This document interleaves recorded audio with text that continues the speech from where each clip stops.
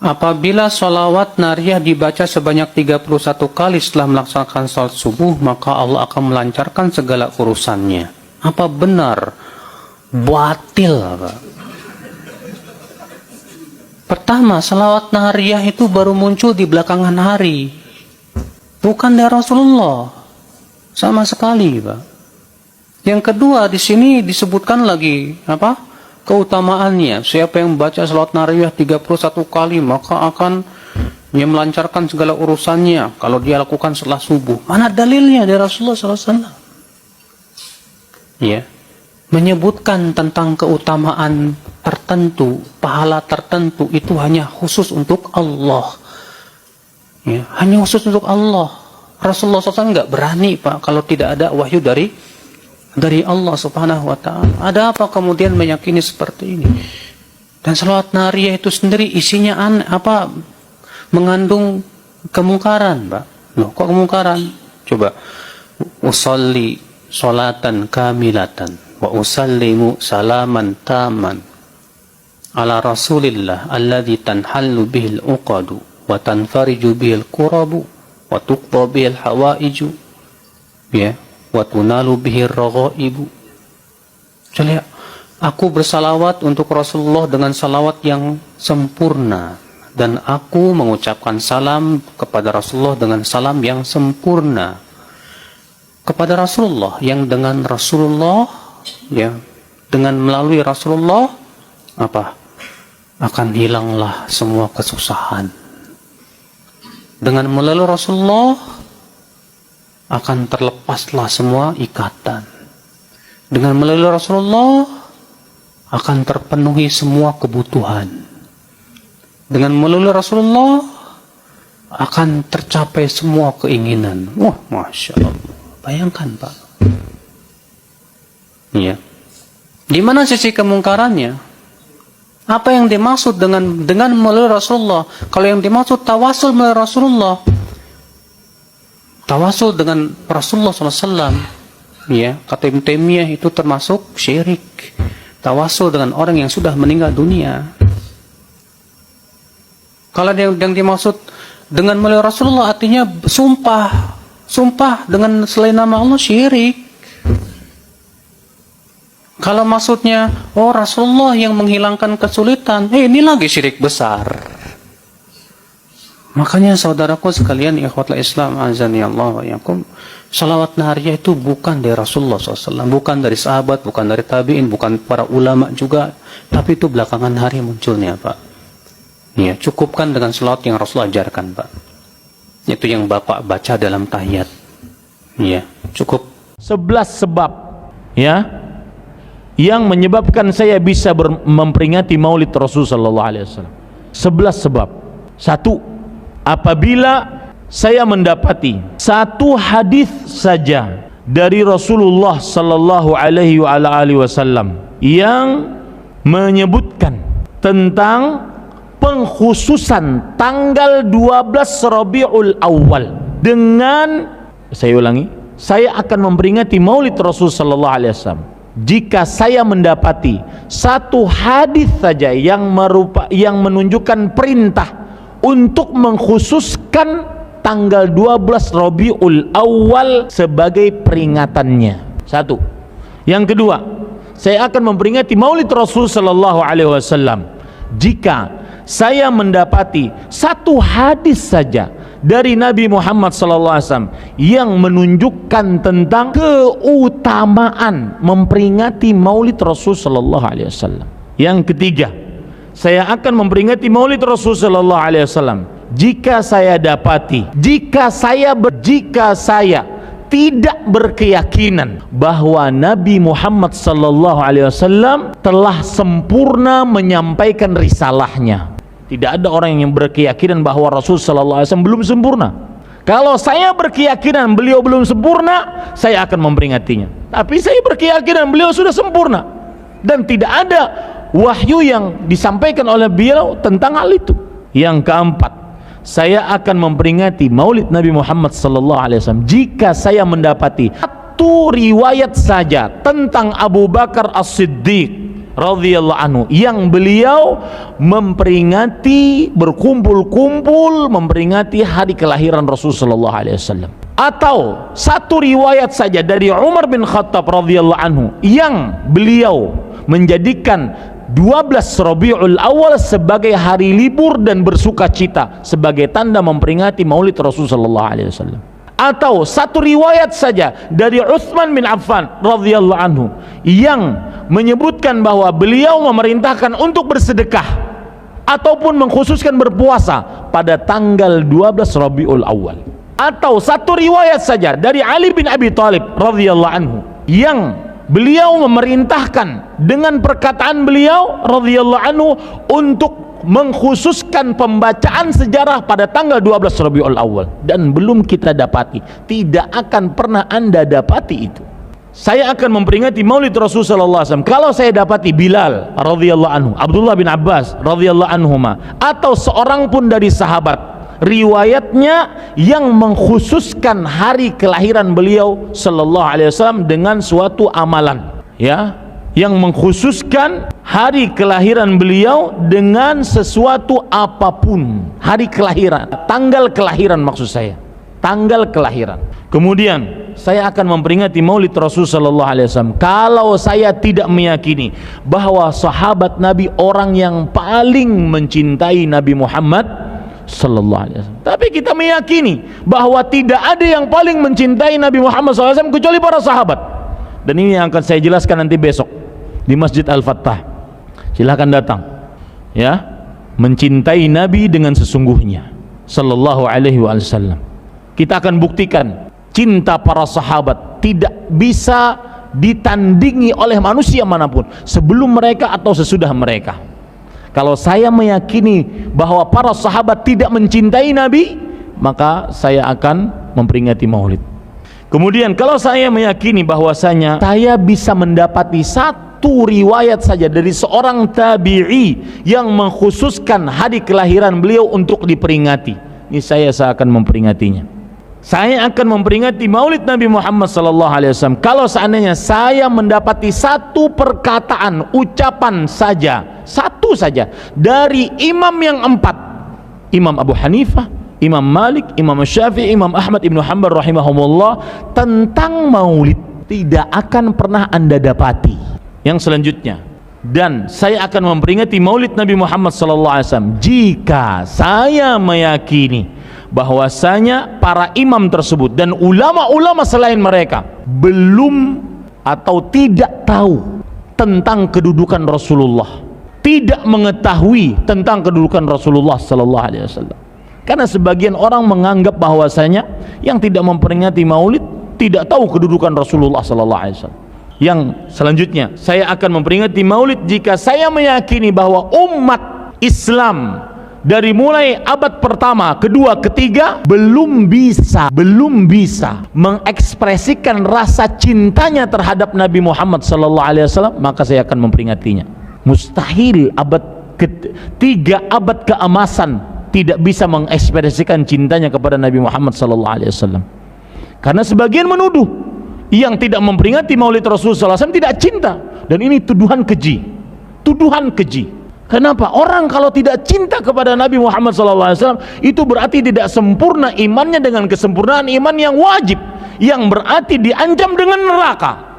Ini para ikhwah. Yang terakhir, yang ke-11, saya akan memperingati Maulid Rasul SAW jika saya meyakini bahwa petunjuk yang paling lurus bukan petunjuk para salafus saleh, tetapi petunjuk bid'ahnya orang-orang terakhir, dan itu tidak mungkin. Ini para ikhwan yang dirahmati oleh Allah Subhanahu wa taala. Bid'ah ngeten sama nak terangno. Bukan karena saya orang pesantren, boten. Saya itu lebih hafal banyak hadis dibanding sing sidik-sidik nuduh bid'ah. Bid'ah itu begini loh. Bid'ah itu yang mesti dolal, yang mesti sesat. Itu mastadomat syariah, yang berhadap-hadapan dengan apa? Syariah. Tapi jika bid'ah itu menguatkan syariat, maka tidak musuhnya syariat, tapi bagian dari syariat. Jadi bid'ah yang dolala itu yang istodam itu berhadap-hadapan. Nak terima gesekan utawa saling bersinergi utawa saling menolong itu tidak bid'ah. Nggih dalile gampang begini, ini hadis sahih. Kula boten bela NU, ya bela Muhammadiyah, ya bela siapa-siapa. Ini cerita ilmu mawon, cerita ilmu. Tidak ada yang saya bela. Ini hadis sahih. Ada sahabat setelah i'tidal. Nggih setelah napa? I'tidal. Sama nak i'tidal ngafatno napa? Misalnya Rabbana walakal hamdu terus milus samawati wal ardi. Itu yang konsensus, yang normal. Tapi ada sahabat bacanya tidak begitu, banter pisan. Rungokno tenan nggih. Alhamdulillahi hamdan katsiran thayyiban mubarakan fi. Setelah sholat selesai Nabi itu aqbala biwajhi, Nabi balik kanan terus tanya, ayyukum yaqulu hadil kalimah, siapa tadi yang ngelafatkan kalimat itu? Itu sahabat diam semua karena sadar ini kalimat kalimat masalah, ini enggak ajarannya Nabi, kalimat kreatif. Wah, enggak, diam semua sahabat. Takut sekali, terutama yang melafatkan takut sekali. Terus Nabi akhirnya dawuh, enggak kok, enggak ada masalah. Saya tadi itu kaget saja, ada 12 malaikat yang rebutan kesusu nyatet di sing paling dhisik nyatet. Mergo begitu indahnya kalimat itu. Wah, akhirnya sahabat anada ya Rasulullah. Enggak, artinya kan ada kalimat kreatif yang enggak diajarkan Nabi dan dibenarkan Nabi. Paham ya? Kalau balik Mas, ada kalimat yang nggak diajarkan Nabi, bahkan Nabi kaget karena merasa itu udah diajarkan, tapi dibenarkan Nabi. Mulane kalau yakin umpama Rasulullah pirsa kalau ngaji terus sampean do gawa kitab, gawa pulpen ya seneng mawon. Ora iso dibid'ahno. Nabi ora iso nulis berarti gawa pulpen bid'ah. Apa meneh gawa Samsung malah ora tahu. Masa Nabi Androidan kan enggak karena aneh-aneh. Terus kedua, riwayat ini juga di hadis sahih. Ada sahabat entah saking gimana enggak tahu saya. Pokoknya mati urip nak ngimami kulhu, rakaat ula ya kulhu, rakaat saniyah ya kulhu. Sampai syariah satu kontingen yang dipimpin sahabat itu bosen. Mereka tiap sholat itu kulhu berhari-hari. Padahal dia itu imam masjid Kuba. Akhirnya sahabat-sahabat yang ngerok Quran itu komplain, ya Rasulullah, ini orang itu setiap sholat kok baca nopo kulhu. Itu gimana ya Rasulullah? Coba dia tanya, dihadirkan ke Rasulullah, kenapa kamu kalau sholat kok selalu pakai kulhu? Jawabnya pemuda tadi, li'anha sifatur rahman, karena dalam kulhu itu hanya ada sifatnya Allah, tidak ada kepentingan kulo, kepentingan sinten-sinten. Li'anha sifatullah fa'uhibbu an akra'ahu, makanya saya senang membaca kulhu. Terus kata Nabi, akhbirhu fa'innahuha yuhibbu, kasih tahu dia Allah itu mencintai dia. Oh, itu kan bagus sekali, itu gak usah tabarok kulhu. Nggak, artinya itu kan tidak diajarkan Nabi kan, selalu kulhu itu tidak ajarannya, dan tidak pernah Nabi itu selalu kulhu. Tapi ada orang kreatif selalu kulhu juga sama Nabi dibenarkan. Ya nggak bisa kan kamu pakai definisi bid'ah itu kalau nggak pernah dilakukan Nabi bid'ah. Nggak bisa seperti itu. Apalagi kalau kamu ngaji usul fikih, wah malah ketoro nak sing sidik-sidik nuduh bid'ah itu malah salah. Nabi mewajibkan zakat neng tamer. Mau kamus paling goblok maknane tamrin itu kurma. Lah nak nuruti persis Nabi berarti beras ra wajib zakat. Mergo Nabi ra tau zakati beras. Kacau kabeh mbok antem kromo ngoten. Tapi ya kita ya aja terus musuhan terus biasa mah. Kula ge biasa kaya ora ono apa-apa. Wong kula sing alime biasa. Kula dituduh bid'ah tenang mawon. Ora usah semangat, hujah ahli sunnah. Ora usah ngurus hujah, biasa mawon. Tadi juga disebutkan menyangkut bid'ah. Kalau sampean belajar ulumul hadis, Said Muhammad menulis dalam kitab Babul Farad, kalau bid'ah itu artinya yang nggak pernah diajarkan Nabi, itu berapa kejadian zaman Rasulullah yang Nabi membenarkan sesuatu yang Nabi sendiri itu tidak tahu. Masyhur itu ada sahabat ketika i'tidal bilang, Rabbana lakal hamdu hamdan katsiran thayyiban mubarakan fi. Kita tahu ajaran Nabi adalah Rabbana lakal hamdu mil'us samawati atau mil'as samawati wal ardh. Sehingga setelah sholat Nabi tanya, ayyukumul qail, siapa tadi yang melafadzkan itu? Semua sahabat itu diam karena takutnya Nabi menyalahkan. Ternyata Nabi ngendikan, tadi siapa yang melafadzkan itu? Fa inni ra'aitu isna asyara malakan yabtadiruna ayyuhum yaktubu awal. Anggap ini kontes kecerdasan, makanya beliau itu cerdas banget. Ben sawangane ana kiye Jawa cerdas, ibu cerdas. Ajane kula niku nggih sungkan. Enggak, saya tadi melihat 12 malaikat. Wa fi riwayatin salasina malakan, itu ada beberapa riwayat. Yang mereka itu berebut menulis siapa yang menulis pertama. Saking indahnya kalimat itu. Terus ada orang bilang, "Ha ana ya Rasulullah," tadi saya. Itu min ghairi sabqit ta'lim, tapi tidak mengajarkan itu dulu. Said Muhammad lagi peristiwa Bilal. Ya Bilal, kamu itu punya ngalaman apa sih sampai saya mendengar dafana alaika fil jannah. Saya melihat Qur'ana alaika fil jannah.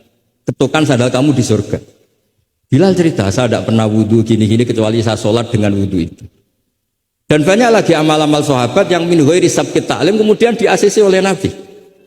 Andai kan bid'ah itu yang belum diajarkan Nabi, tentu semua itu salah. Kowe sing marai sapa, ora tak warai kok kreasi dhewe.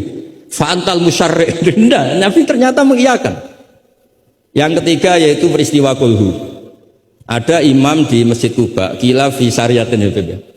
Nabi arsala syariatan itu selalu kalau imam itu baca kulhu sampai makmumnya itu jenuh karena main kulhu terus.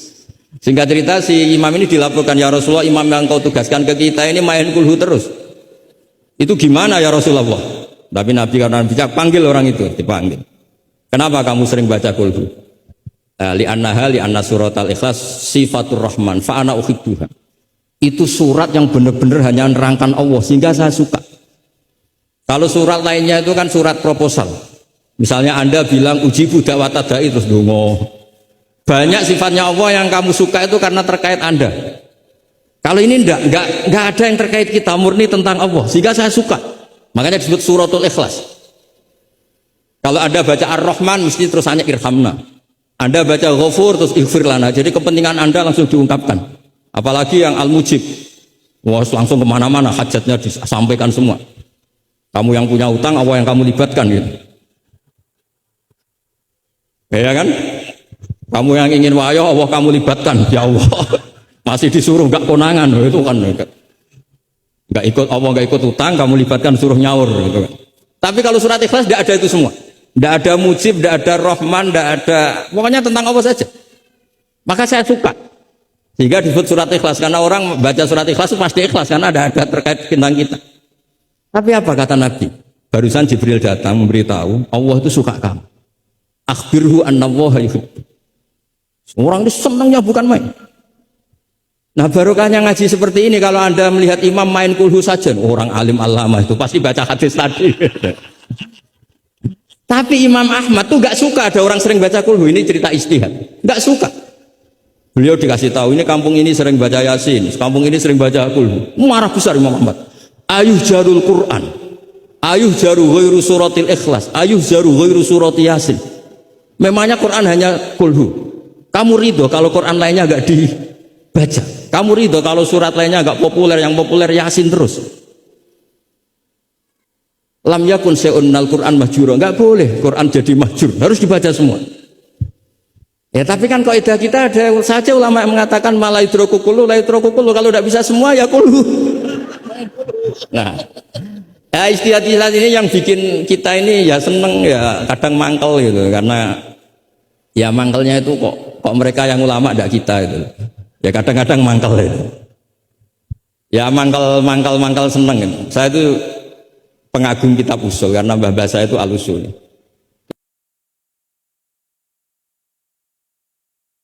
Saya ini termasuk tim tafsir. Itu paling kesulitan itu nafsirkan ayat-ayat yang menjadi jargon mereka karena secara zahir maknanya itu menguntungkan mereka. Saya ulang lagi, karena secara zahir itu maknanya menguntungkan mereka. Sehingga saya dulu ketika ditawarin jadi tim tafsir di UII saya bilang saya mau asal fikihnya diserahkan saya. Berapa persen Pak? Ya 100%, kalau tidak saya tidak mau. Kenapa demikian? Sekarang tuh ada kelompok tekstualis. Sehingga yang nggak ada di Quran ya halal. Misalnya Quran nggak mengharamkan tikus, mas, ya tikus berarti halal. Jadi yang nggak ada di Quran ya halal, kan kacau. Saya sering bilang ke mereka, nggak ada apa tidak tahu. Kalau nggak ada ya beda kalau sama dengan tidak tahu. Mereka itu kalau ngitung jumlah yang halal itu hanya pakai ayat kulla ajidu fima uhiya ilayya muharraman ala ta'im yatamu sak terus itu. Tentu pengecualiannya hanya 3. Hanya lahmal khinzir dan seterusnya itu 3 itu tok. Tapi mereka tidak hafal bahwa di antara aturan umum Quran itu adalah wa yuharrimu alaihimul khobais, dan di antara ciri utama Rasulullah Muhammad adalah mengharamkan semua yang menjijikkan. Jadi tikus itu kira-kira kamu jijik enggak, kotoran manusia jijik enggak, kencing manusia itu jijik enggak, ini sesuatu yang pasti haram karena termasuk apa? Al khobais. Terus begini contoh dalam fikih lagi. Ini contoh terakhir, teman tenang saja di sini karena saya dipesan sambil nunggu Habib Anis ini. Orang menikahi mbaknya sekaligus menikahi adiknya kan tidak boleh. Al jam'u bainal ukhtain. Jadi istri kamu pertama mbaknya sekaligus nikahi adiknya fi nikahin wahid, dalam nikah satu itu tidak boleh. Dan itu Quran hanya membicarakan itu, wa antajma'u bainal ukhtaini, di antara yang dilarang adalah menikahi